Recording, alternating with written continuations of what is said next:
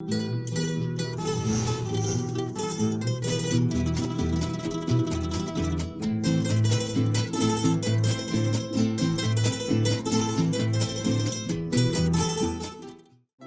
un carro lastimero,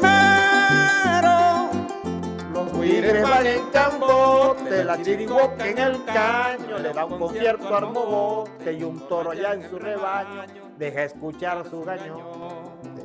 Mira, bueno, debemos darle gracias a Dios, primeramente, por permitirnos estar aquí. Pero aquí está Aarón emocionado porque está escuchando la música allá de nuestro pueblo de Aarón. El cadete Aarón. Oye, Aarón, ahorita va a llegar militar allá a los valles, ¿verdad? Tiene la camisita. Poco a poco, Aarón. Escuchar su gañote. Mira, tenemos comunicación con nuestro director, mi querido camarógrafo, arriba. Ajá, bájamelo un poquitico a la música. Ok. Comunicación total. Aarón, ¿qué te parece? Bueno, Aarón, ahora tú estás descubriendo cómo se hacen los programas y la cantidad de gente que se involucra para hacer un programa. La gente de transporte. ¿Llegó tu jefe? Por el Camino Real. Viene por el Camino Real. Sí. Bueno, los jefes no se retardan.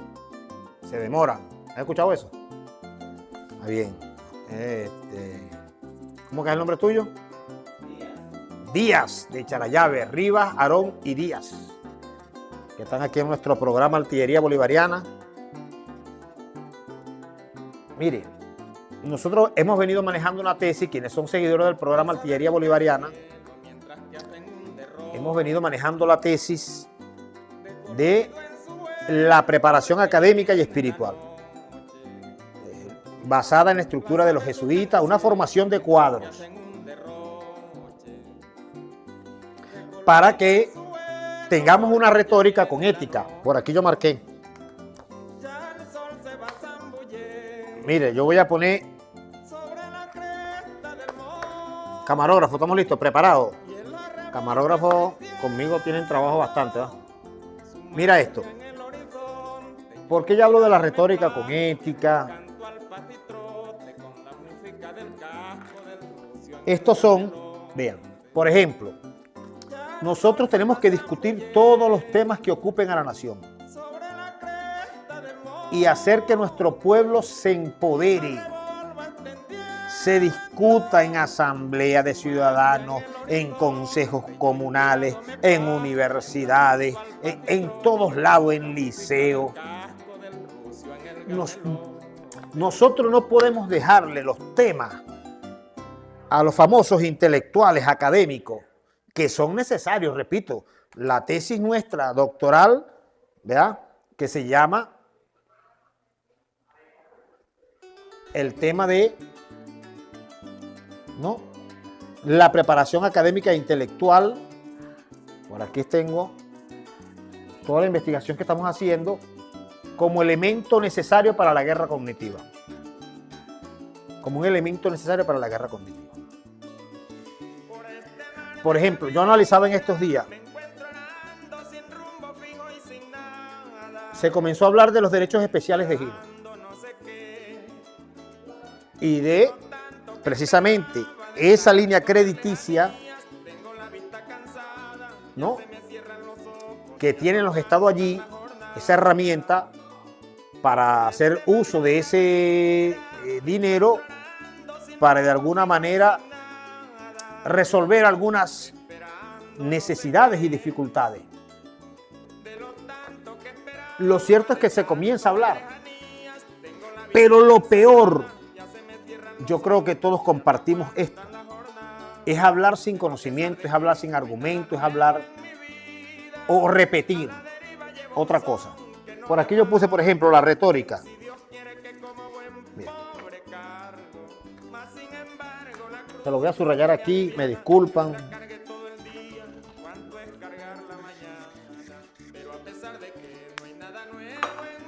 La retórica con ética. Mira, ven aquí, compañero.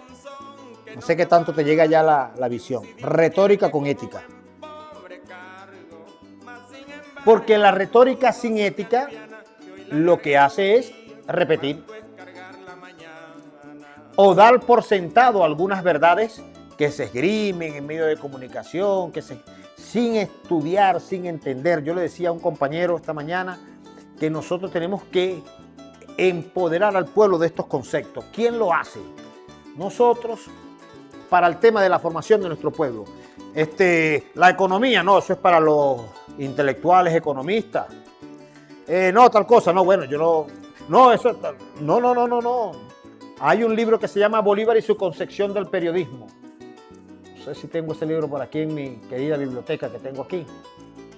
Pero en ese libro, Bolívar habla allí de poner la lengua en la ciencia diaria.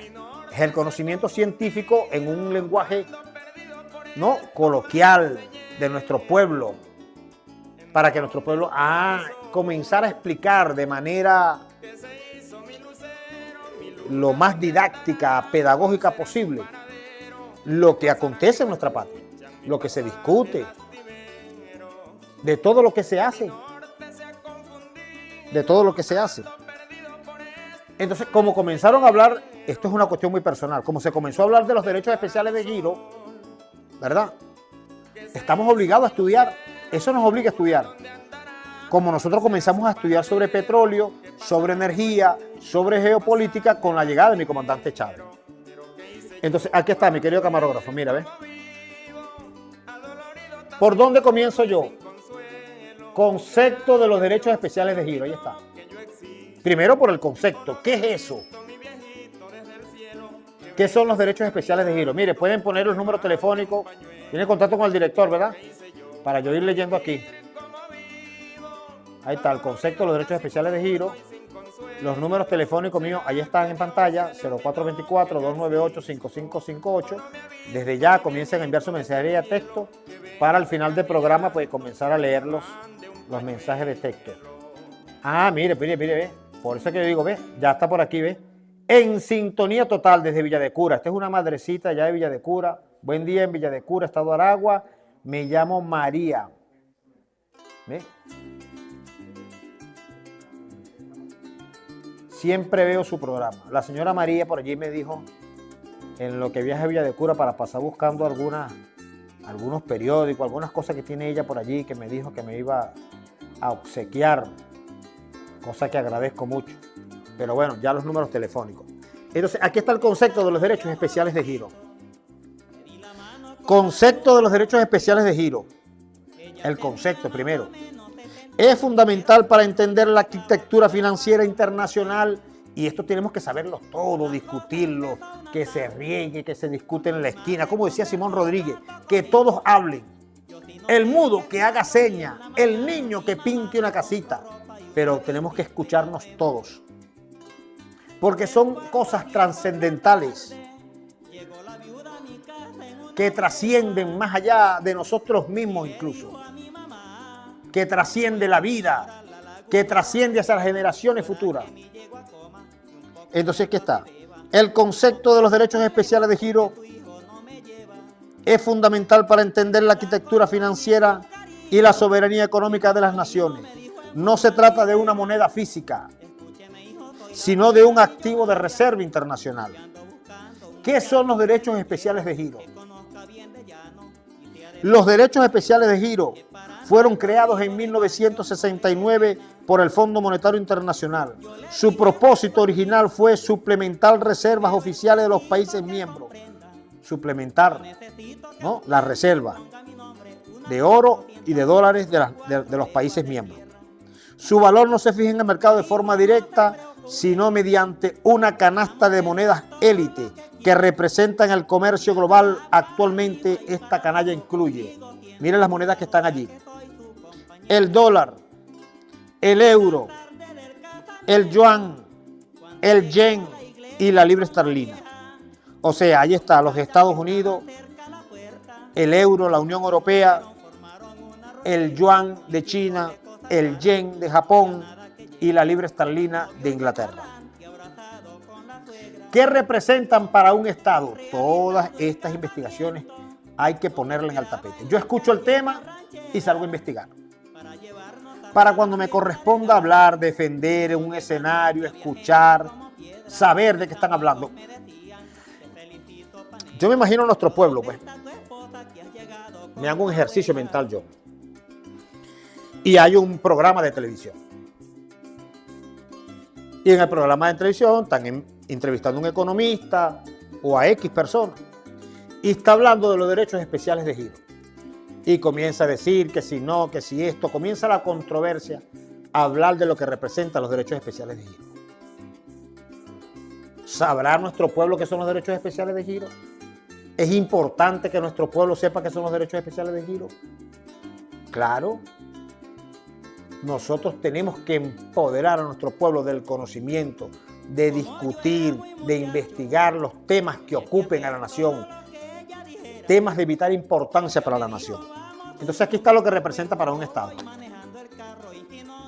¿Qué representan para un Estado? Para un país poseer derechos especiales de giro es equivalente a tener una línea crediticia, una línea de crédito, pues. Es lo primero. Eso representa para un Estado tener una línea de crédito. O un respaldo de liquidez inmediata. Sus funciones: fortalecimiento de la reserva. Los derechos especiales se suman a las reservas internacionales del Banco Central. Esto mejora la percepción de solvencia del Estado ante los mercados internacionales. Liquidez sin deuda directa. Liquidez sin deuda directa. En los momentos de crisis global, el Fondo Monetario Internacional puede realizar asignaciones generales de los países que reciben estos activos proporcionalmente a su cuota en el Fondo Monetario Internacional, los que le permiten tener liquidez sin necesidad de negociar préstamos condicionados. ¿Qué es lo que ha planteado el Estado? ¿No? Capacidad de intercambio. Un Estado puede intercambiar, ¿no?, sus derechos especiales de giro por monedas de libre uso. Dólares, euros, yen, libra esterlina. Con otros países miembros para pagar importaciones, saldar deudas o estabilizar su propia moneda. Unidad de cuenta, y luego sigue aquí con todo un tema. Pero luego se desarrolla dónde están los peligros, cómo actuar sin pérdida de la soberanía, los derechos especiales de giro como activo, qué significa un préstamo del Fondo Monetario Internacional, qué consecuencias, toda una investigación. Todo esto es una investigación de todo lo que representa los derechos especiales de giro. Estoy obligado a hacerlo para poder opinar y empoderar además, repito, a nuestro pueblo de toda esta capacidad. Mire, yo decía el día de ayer en una conferencia en nuestra querida UNES, allá en el Cafetal, agradezco la invitación de mi comisario general Evelyn Carrillo, y estábamos hablando de la Cociata, que ya se van a cumplir 200 años de ese movimiento de la Cociata, o la revolución de los morrocoyes, como se conoce también ese movimiento. Y por supuesto que me siento a investigar todo lo que esto representa. Yo decía en esa conferencia que yo soy antiimperialista, pues. Y tengo mis razones, tengo mis argumentos. Conozco la historia, las 13 colonias que llegaron. Yo lo he dicho aquí, lo digo, lo sostengo y lo mantengo, como diría alguien por allí. Que siempre hemos dicho que podemos negociar de tú a tú con los Estados Unidos. Sí, claro, siempre en una relación de respeto, de igualdad. Entonces, no se puede confundir una cosa con otra. Estamos en contra de todos los imperios. De todos los imperios. Y yo decía además ayer día en esa conferencia, e insisto aquí en este programa, e insisto pero de manera humana, desde mi alma bolivariana, como diría mi comandante Chávez. Insisto como bolivariano en la unidad, unidad, unidad, unidad, unidad. Esa debe ser nuestra divisa. pero somos antiimperialistas por naturaleza. Por ahí yo traje un video del comandante Chávez, lo tenemos, director. Los Estados Unidos nacieron, lamentablemente para nosotros y para el mundo, con pretensión imperialista de tragarse todas nuestras repúblicas. Y Bolívar chocó con ellos y escribió aquella frase que fue una profecía. Los Estados Unidos de Norteamérica parecen destinados por la providencia para plagar la América de miserias a nombre de la libertad. Profecía. Luego nos partieron en pedazos. Luego los gobiernos que fueron surgiendo aquí de distintos signos, que no se subordinaron a ellos en 150 años, fueron echados de la manera más salvaje, sangrienta, en todos estos países. Por eso, los que tenemos conciencia de lo que aquí se ha vivido, y el pueblo venezolano cada día tiene más conciencia, nosotros, ciudadanos y soldados, cada día más conciencia. Dirigentes políticos, cada día más conciencia. Dirigentes sociales, cada día más conciencia. Mujeres, campesinas, campesinos, trabajadores, los niños desde las escuelas de Simoncito, escuela primaria, secundaria. Hay que decirles la verdad a los niños. Los maestros, las maestras. No podemos seguir enseñando la historia bobalicona esa que a uno le enseñaron. No por culpa de los maestros, sino por culpa de los gobiernos que aquí tuvimos. Nos enseñaron otra historia que no fue la verdadera.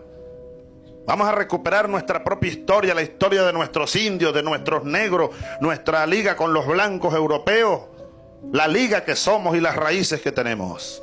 Un pueblo que no tiene conciencia de lo que es y de dónde viene, es como un cometa sin el hilo, se lo lleva el viento. Termina siendo esclavo por falta de conciencia. Termina siendo desmemoriado, termina sin rumbo por la vida. Mira, estaba allí. El elemento histórico, insisto también, no solamente aquí, sino en todos los escenarios donde me corresponde hablar, participar, el tema histórico y además profundizar. Y hablando de ese tema, del tema histórico y profundizar en toda la historia, me correspondió pues, y doy gracias a Dios. Bueno, pueden poner los números telefónicos allí para seguir recibiendo los mensajes de texto. Pero miren esto. Mira esto, mi querido camarógrafo. Hablando de la historia, los maestros, todos. Mire esto. Mira lo que dice aquí. Agente, ¿qué dice allí? Agente norteamericano. Agente norteamericano. Agente norteamericano. Agente norteamericano. Vean esto.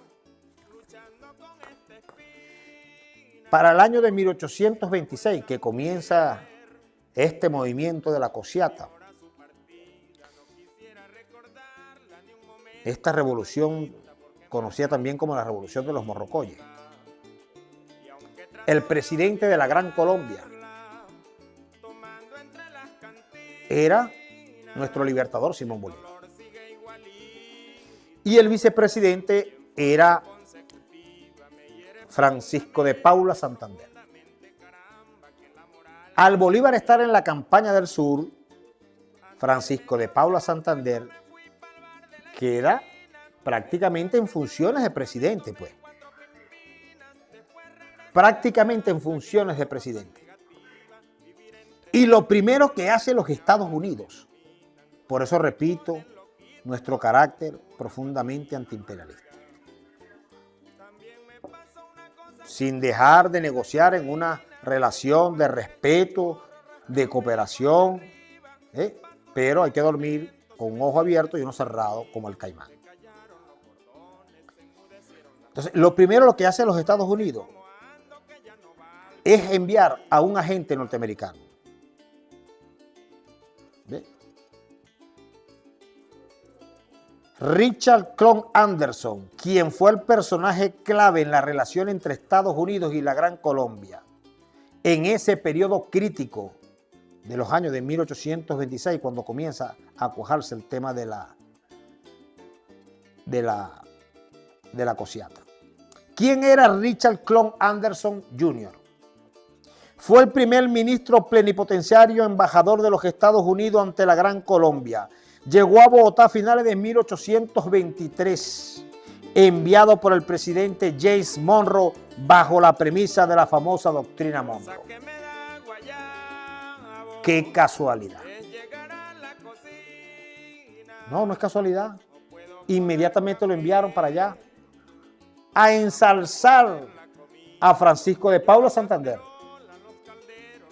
y a conspirar contra Bolívar, contra la patria, para desintegrarla, para dividirla, como dividieron a Centroamérica en pequeñas repúblicas. Bolívar lo predijo con claridad meridiana en la Carta de Jamaica. A Centroamérica, la de Morazán, que Morazán trató de unir esa república centroamericana y la dividieron en pequeñas repúblicas, pues, hoy dominadas, y así a nosotros, y acabaron con el sueño de la Gran Colombia, y sabotearon el Congreso Fitónico de Panamá. ¿Quién? Los Estados Unidos. ¿Quién lo invitó? Colombia. Ahora somos hermanos del pueblo colombiano, profundamente. Y además yo he compartido muchas cosas con puntos de vista con el presidente de Colombia, Gustavo Petro, un gran bolivariano, indudablemente.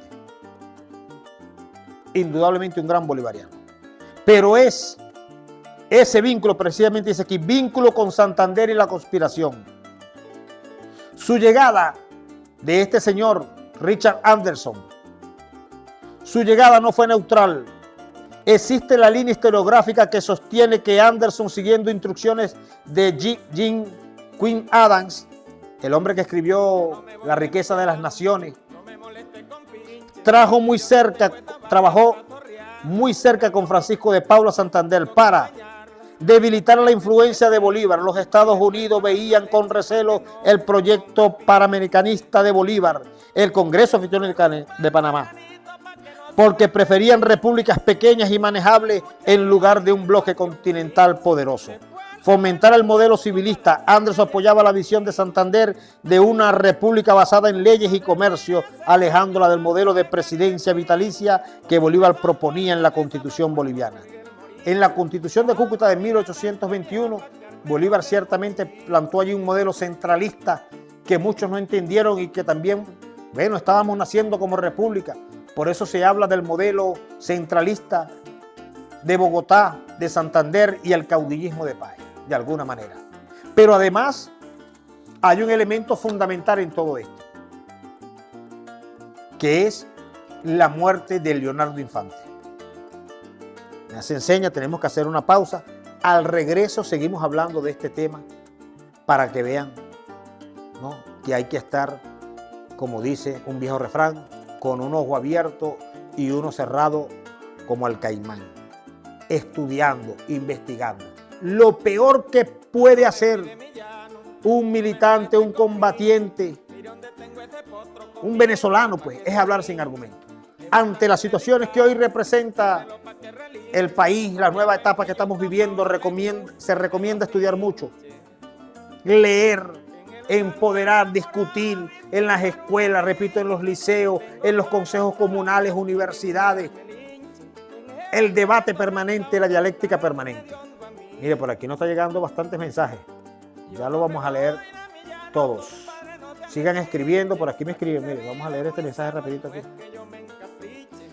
Vamos a tomar el teléfono para irnos a la pausa, para leer este mensaje. Dice: buenos días, coronel Cedeño, excelente programa. Esos temas hay que explicarlo, machacarlo sin cansancio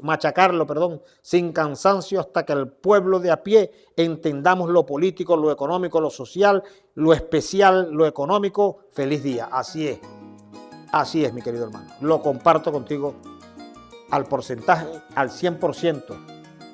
Al 100%. Y es lo que estamos haciendo además. Estamos preocupados y ocupados en la investigación de temas que ocupen a la nación, porque sociedad distraída es sociedad dominada. Y retórica con ética, retórica con dialéctica, retórica con lógica. Esos tres elementos fundamentales de nuestra batalla comunicacional para el blindaje espiritual y académico. Blindaje, que es la tesis doctoral. Blindaje espiritual y académico para contrarrestar la guerra cognitiva. Vamos a una pausa y ya regresamos.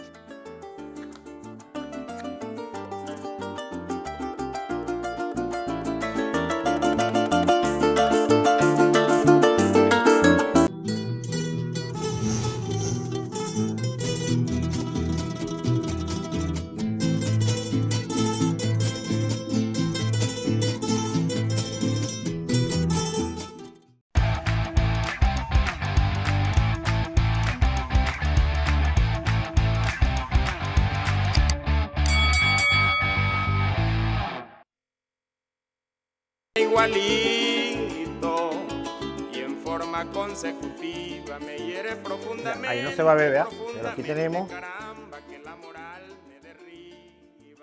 aquí tenemos la exposición montada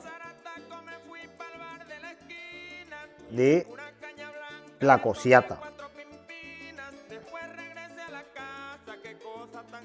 que era el tema que estábamos hablando ahorita, de que en 1823 justamente llega este señor, Richard Anderson, agente norteamericano, en 1823 justamente en el gobierno de James Monroe, el de la doctrina Monroe, América para los americanos, y comienza, hay toda un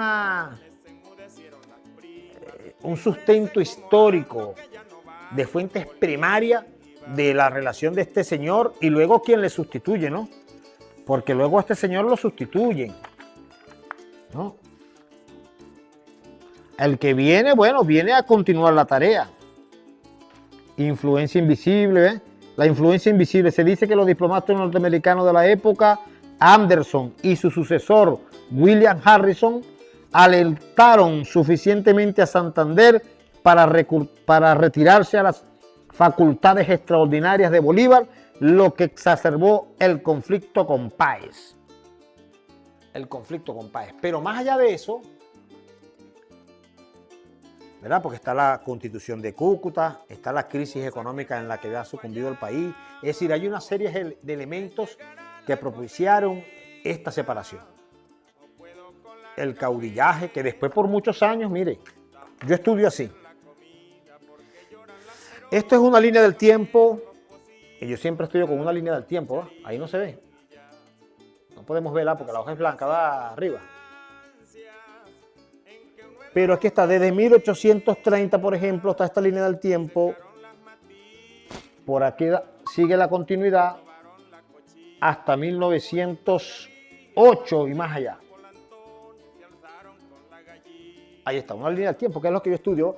Y todas las revoluciones que se hacen, revolución de la Reforma, revolución de marzo, la guerra federal, revolución azul, revolución de abril, revolución legalista, revolución libertadora, la revolución libertadora, Guzmán Blanco, y después sigue el periodo Cipriano Castro, y aquí está la revolución libertadora, que es dirigida por Manuel Mato y un grupo de banqueros, la segunda batalla de la Victoria.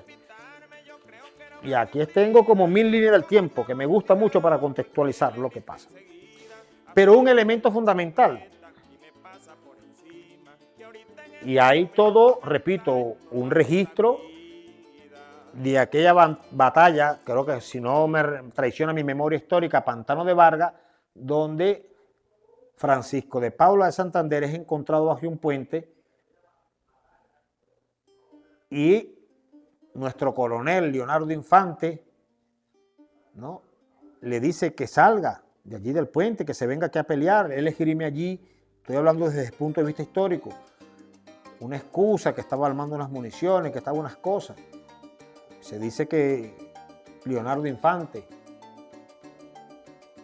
bueno, de alguna manera le dice, venga para acá para que usted vea cómo los venezolanos nos ganamos los grados militares, pues. Véngase para acá para la batalla. Prácticamente que le llama cobarde, pues. Eso de alguna manera creó un rencor en Santander, que luego de terminada la guerra, precisamente para esos años de 1826-27, comienza un juicio contra Leonardo Infante Amañado. Allá estaba y formó parte de ese tribunal un magistrado nuestro conocido como Miguel Peña. Aquí dice: el caso de Leonardo Infante es quizás el ejemplo más dramático y oscuro de esas riñas políticas entre el civilismo de Santander y el caudillismo de Páez, que terminaron por fracturar a la Gran Colombia. No fue solo un juicio por asesinato, fue un mensaje político que tuvo repercusiones sísmicas. Aquí le explico por qué este evento fue el punto de no retorno. Incidente, un pretexto legal. En 1824, el coronel venezolano Leonardo Infante es acusado de asesinato del capitán Francisco Perdomo en Bogotá. Aunque las pruebas eran dudosas porque el proceso estuvo plagado, de irregularidades, y el trasfondo era mucho más profundo. Infante representaba al militar valiente, pero rudo y difícil de controlar, que la élite civilista de Bogotá despreciaba. Enfrentamiento de poderes. Santander, como vicepresidente, vio en el caso de Infante la oportunidad perfecta para imponer la supremacía de la ley sobre la fuerza de las armas. La sentencia. El tribunal inicialmente no encontró pruebas contundentes, pero tras presiones políticas, Infante fue condenado a la muerte. Desafío de Miguel Peña. El magistrado venezolano Miguel Peña se negó a firmar la sentencia de muerte, alegando que el proceso era viciado. Esto provocó un choque de poderes institucionales que terminó con la destitución de Peña, quien regresó a Venezuela resentido y convertido en el cerebro legal detrás de la separación de Páez. La ejecución de Infante en la Plaza Mayor de Bogotá en marzo de 1825 fue vista por los oficiales venezolanos como una afrenta directa. Para los militares que habían luchado junto a Bolívar, Infante era un héroe de guerra. Verlo morir bajo el mazo de una justicia que ellos consideraban santanderista y centralista alimentó el odio hacia Bogotá. Se dice que antes de morir Infante se negó a que le vendaran los ojos, haciendo su postura desafiante ante el gobierno civil. Y luego habla del vínculo con la Cosiata, ¿no? En este caso fue el combustible que encendió la guerra, cuando poco después Santander intentó llamar a juicio a José Antonio Páez por supuestos abusos en el reclutamiento de Caracas. Los ánimos ya estaban caldeados. Es un tema para debatir todavía, investigar todavía. Y como digo yo aquí, en la última lámina de mi exposición, voy a ver si me permito leerlo con mucho respeto para ustedes, ¿no? Aquí dice: la Cosiata, yo termino este análisis muy personal. La Cosiata nos enseña que ninguna estructura política se sostiene si no está blindada por la transformación de los cuadros y la convicción espiritual de sus pueblos. El sueño de la unidad latinoamericana hoy sigue siendo vulnerable a la misma Cosiata de hace 200 años. El egoísmo regional y la falta de una preparación académica que nos permite entender que divididos seguimos siendo presas del tablero de otros. Aquí está más que claro lo que yo he insistido tanto. Pongan los números telefónicos allí, mis queridos generador de caracteres. Lo que yo he insistido tanto en la unidad, unidad, unidad, unidad, unidad, unidad. Esa debe ser nuestra divisa. Tenemos que hacer un llamado sin cansancio a la unidad, al debate irreverente, pero a la lealtad absoluta a la acción. Puede haber debate, claro, tiene que haberlo. En la diversidad está el éxito. Tiene que haber debate, más insisto, tiene que haberlo. Tiene que existir el debate permanente, la dialéctica como método para encontrar las soluciones, la verdad, discutir todos los temas y escuchar todas las opiniones. Como decía Simón Rodríguez, que hable el mudo, que haga seña, el niño que pinte una casita, pero que todos hablen. Ese era el pensamiento robinsoniano de nuestro maestro Simón Rodríguez. Y aquí está, pues, ahora cuando estudiamos la Cosiata, cada conferencia uno tiene que buscar los elementos que amalgamen, que coaccionen, que nos ayuden, que nos den las luces, porque para eso es la historia. El tema de hoy fue la maestra historia, ¿va? La historia como maestra, la historia como educadora, la historia como orientadora ante estos nuevos escenarios. Que repito, insisto, desde la humildad lo digo, no nos dividamos, mantengámonos unidos, discutamos, dialoguemos, debate, dialéctica, reflexión, estudio, análisis. La historia es eso, para verla, para analizarla con el ojo crítico. ¿Qué ha pasado? ¿Qué ha pasado aquí? ¿Qué pasó aquí? ¿Qué pasó aquí? ¿Qué es esto? Cuando nosotros estudiamos, porque nosotros aquí no sabíamos de esos préstamos. Antes el comandante Chávez aquí no se hablaba de eso, es la verdad verdadera. Ni de petróleo, ni del Fondo Monetario Internacional, ni del Banco Mundial. Uno cuando veía una cadena, una cuestión, y además términos que uno no entendía ni comprendía. Y temas que, bueno, no eran de nuestra incumbencia, pues, eso es para allá, para los intelectuales, para los ministros, para X. No, es para todo un pueblo, es para que todos discutamos, es para seguir fortaleciendo el tema de la conciencia, el tema de la lucha que continúa. Hoy negociando con el imperio norteamericano, sí. Pero es que además, y no es que lo estamos diciendo ahorita, porque siempre salen por allí quienes, bueno, ahora sí, es que lo hemos dicho siempre, unas negociaciones de respeto, con el respeto a la autodeterminación, a nuestra soberanía, a nuestras leyes.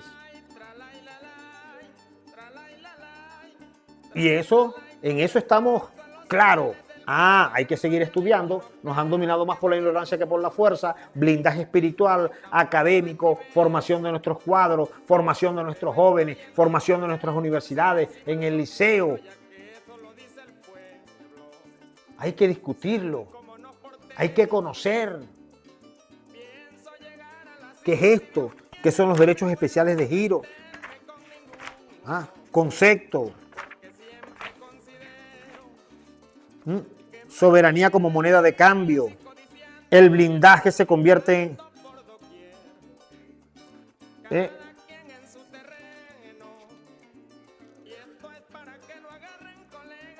Aquí está, el factor de los intelectuales de acción y resistencia.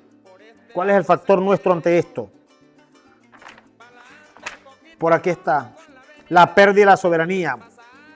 Cuando dice la pérdida de la soberanía, estoy hablando cuáles son los riesgos que existen y que seguramente nuestro gobierno está evaluando. Nosotros no podemos emitir juicio ni condenar sin saber, sin conocer. Nuestro llamado a este nivel es el llamado a la unidad. Yo siempre hablo de los niveles de la guerra, como militar, pues. Nivel táctico, nivel operacional, nivel estratégico, nivel político. Yo no puedo saber, yo estoy en el nivel táctico y a mi nivel táctico hago mi trabajo. A nivel operacional están otros actores, a nivel estratégico están otros actores, a nivel político están otros actores planificando y cada quien cumpliendo su responsabilidad. Pero en lo táctico, en el campo de batalla, en lo táctico aquí, en lo medular, en la formación de nuestros cadetes, de nuestros muchachos, de nuestros oficiales, educarlos, qué son los hechos especiales de giro, cuándo se crearon, dónde estamos, cómo obtuvimos la libertad, qué es la cosiata, qué pasó con Miranda, cuáles fueron las ideas de Miranda. Yo ayer haciendo una investigación, vi cuando Bolívar le promete a Miranda, Miranda le dice a Bolívar, solo prométeme que le vas a poner Colombia a ese sueño de estas naciones. Y así fue Colombia. Solo que los historiadores, para diferenciarlo, lo llaman la Gran Colombia, porque la Nueva Granada adoptó el nombre de Colombia. Y entonces los historiadores, para hacer una diferencia ahí, se habla de la Gran Colombia. No se vaya a confundir con Colombia, la antigua Nueva Granada. Pero eso es en honor a Miranda, esa promesa que Miranda le hizo hacer a Bolívar y que Bolívar cumplió a cabalidad. Cuando Bolívar pierde la plaza de Puerto Cabello, Miranda se lo dice, no, yo sé, yo confío en usted, coronel, no se preocupe, yo sé quién es usted. Y entonces la historiografía en muchos casos ha tratado de ponerlo a pelear, como trataron de poner a pelear a San Martín como que fueran enemigos Bolívar y San Martín. Y hay todas unas pruebas historiográficas donde hablan de la gran amistad y del compromiso de estos grandes hombres libertadores. Entonces hay que seguir escudriñando, pero más allá de esas investigaciones, quienes hagamos, tenemos que divulgarla, discutirla, plasmarla, hacerla sentir. A mí me llamó poderosamente la atención una cadete. Yo terminé la conferencia y se me acercó la cadete con un libro, con un cuaderno, perdón. Mi coronel, quiero hablar con usted. Yo, dígame, hija, ¿cómo estás tú? Un abrazo. Cadete Pérez de la UNES. Una cadete ya de cuarto año, cuarto tramo, como decimos nosotros. Y allí me mostró todo lo que escribió. Yo, ¿escribiste todo eso mientras yo hablaba? Sí, mi coronel, y mira la reflexión que hizo, porque Bolívar hizo todo su máximo esfuerzo y no sé qué cosa. 4 páginas escribió esa muchacha ahí. 4 páginas. ¿Ah? Miren, yo siempre he dicho que sin Dios nada somos, ¿va? Siempre lo he dicho. Vi un video muy bonito que voy a compartir con ustedes, hermoso, porque nosotros sin Dios nada somos, bienaventurada la nación cuyo Dios es Jehová. Por eso la tesis doctoral habla de blindaje académico y espiritual. La estructura que estoy usando como marco referencial es la estructura de nuestros hermanos jesuitas. Una estructura que se planteó ya a nivel mundial de muy vieja data, años 1700 y algo, 1750 en adelante. Una estructura robusta de formación con intereses colectivos por los individuales. Es toda una formación, repito, académica y espiritual, que es la que estoy utilizando como trabajo de la tesis doctoral. Espiritual. El reconocimiento de un Dios verdadero, pero decirlo de verdad, verdad. Porque como dice la palabra de Dios, nuestra palabra de Dios, no todo el que me diga Señor, Señor, Señor entra al reino del cielo. No. Muchos dirán en tu nombre sané enfermo, eché demonio, no sé qué cosa. Y yo les diré, dice la palabra de Dios, nunca os conocí, apartados de mí, hacedores de maldad. Y si hay algo que tenemos que ser temerosos es de Dios. Todo el que ha desafiado a Dios a lo largo de la historia, bueno, ha recibido su tanganazo, como dicen en el lenguaje coloquial criollo. Su correazo, pues. ¿Okay? Porque han desafiado al Dios de los ejércitos, al Dios de nuestros padres, como diría el Libertador. Lo han desafiado. Y resulta que todo ojo lo verá y toda rodilla se doblará delante de él, dice la palabra de Dios. Pero este gesto muy bonito de una diputada española que hace un homenaje a Dios en plena asamblea allí. Vamos a ver el video. Yo quiero hacer hoy un homenaje a Jesús. Jesús fue un líder religioso, por supuesto que sí, pero Jesús fue más que eso. No solamente quedó en el ámbito religioso, sino que produjo y sus enseñanzas produjeron enormes cambios para nuestra sociedad. En la Semana Santa recordamos la muerte, pero no solamente la muerte, sino la resurrección también de Jesús. Un hombre común que vino a la tierra como cualquiera de nosotros, pero que al mismo tiempo era Dios. Sus enseñanzas fueron trascendentales para toda la humanidad. Él hablaba sobre los niños en un contexto y en una época donde los niños no eran considerados. No sé si todos lo saben, pero una de las cosas que se hacía era se contaba solo a los hombres. Cuando queríamos saber cuántos había en este lugar, se contaba a los hombres, no se contaba a las mujeres ni a los niños. Y en ese contexto, Jesús dice sus palabras, dejen que los niños vengan a mí. Es decir, donde nadie les prestaba atención, Jesús pone el foco en los niños. Las mujeres podían ser apedreadas, como pasa hoy en algunas, lamentablemente en algunas sociedades, por consideraciones o elecciones personales como la infidelidad. Jesús se encuentra con una mujer en su época repudiada, tanto con una prostituta como con una mujer que había sido infiel en su matrimonio, y sus palabras siempre fueron para acompañarlas. Las querían apedrear y ahí Jesús interviene y dice, el que esté libre de pecado que tire la primera piedra. Y siempre intentaba hacer un cambio positivo en las personas. Después de decirles eso, les decía, bueno, vete y no peques más. Es decir, no es que no importa nada de la vida, pero siempre tenés una nueva oportunidad. Las enseñanzas de Jesús sirven para los creyentes, pero también para los no creyentes. Nos enseñó a perdonar, nos enseñó a amar, nos enseñó a servir. Dice, muchos quieren ser servidos, pero es más importante servir que ser servidos. Si muchos de nosotros leyéramos también las Escrituras, encontraríamos un pasaje que dice que en el mundo los gobernantes intentan de enseñorearse sobre los otros, se creen más importantes. Pero yo les digo, el que quiera ser el mayor tiene que ser el menor, el que quiere ser el primero tiene que ser el último. Es decir, tenía otra forma distinta de liderar, de enseñar y de promover las distintas formas de gobierno.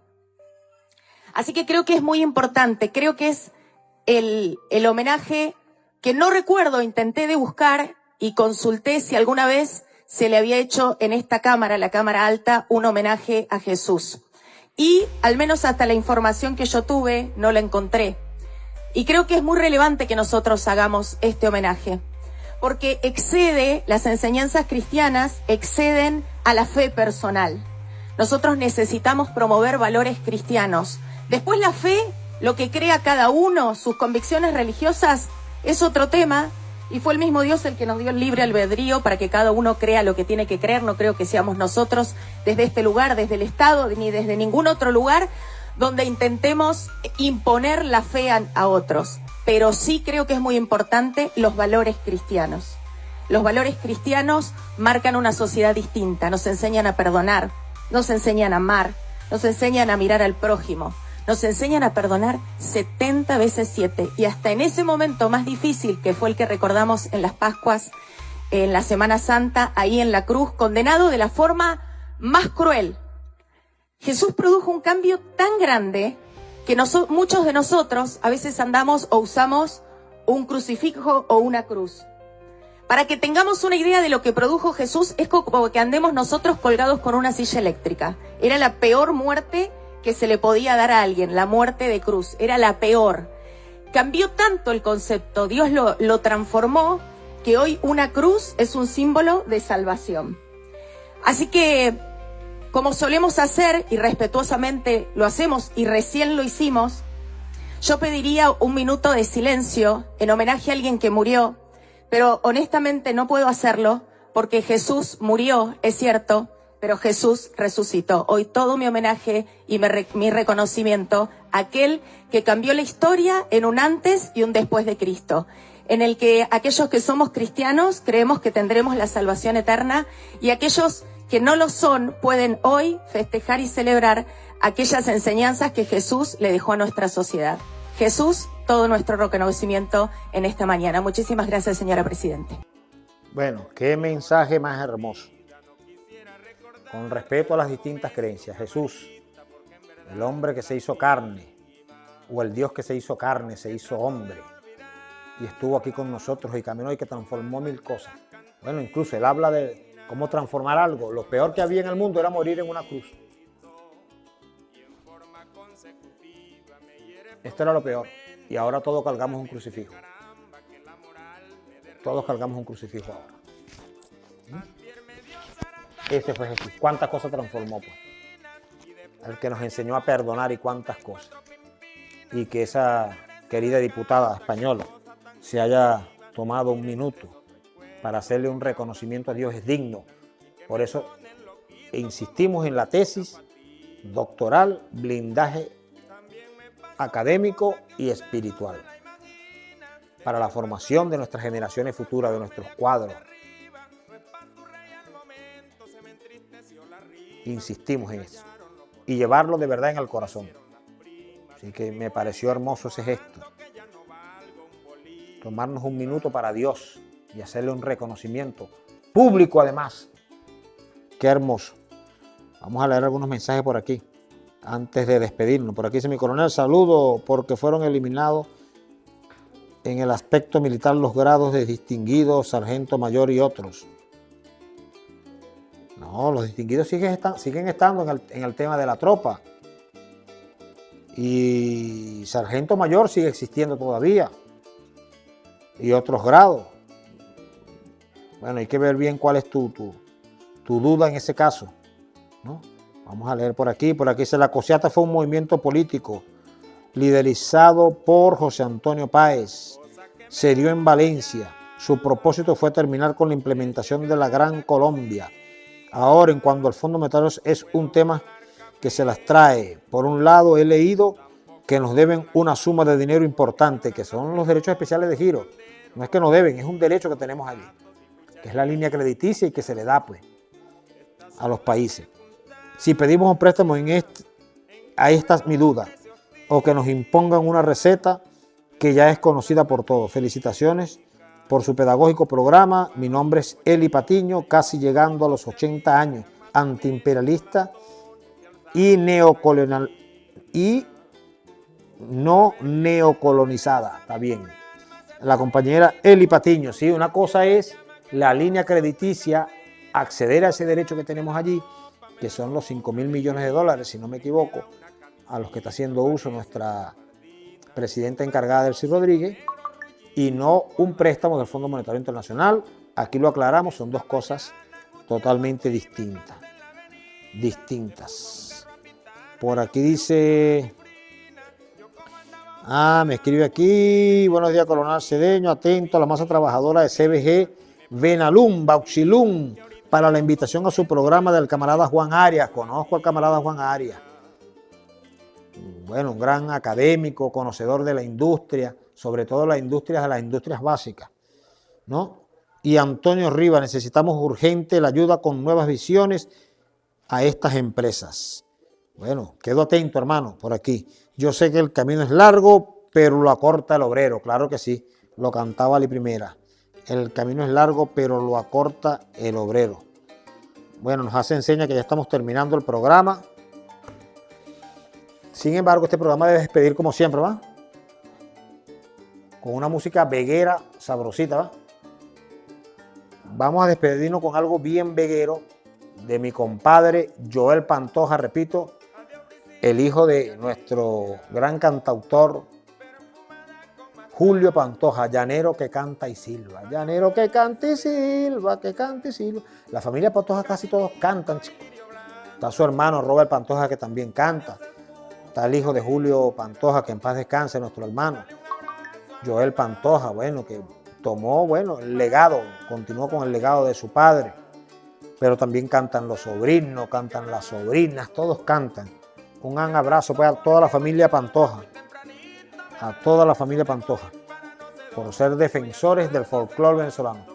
Vamos a despedirnos con algo bien sabrosito que se llama Vivo metido en el campo, trabajo de sol a sol en esos fundos de obrero. Nos despedimos. Voy con rumbo hacia el corral, primo. Son las 3 de la mañana. El ordeño mañanero. Esa es la vida en el campo, primo, en mi viejo monastero. Vivo metido en el campo, trabajo de sol a sol en esos fundos de obrero. Ordeño suelto las vacas, cuajo la leche y salgo rumbo al potrero, con la falseta en la mano bajo del sol mañanero.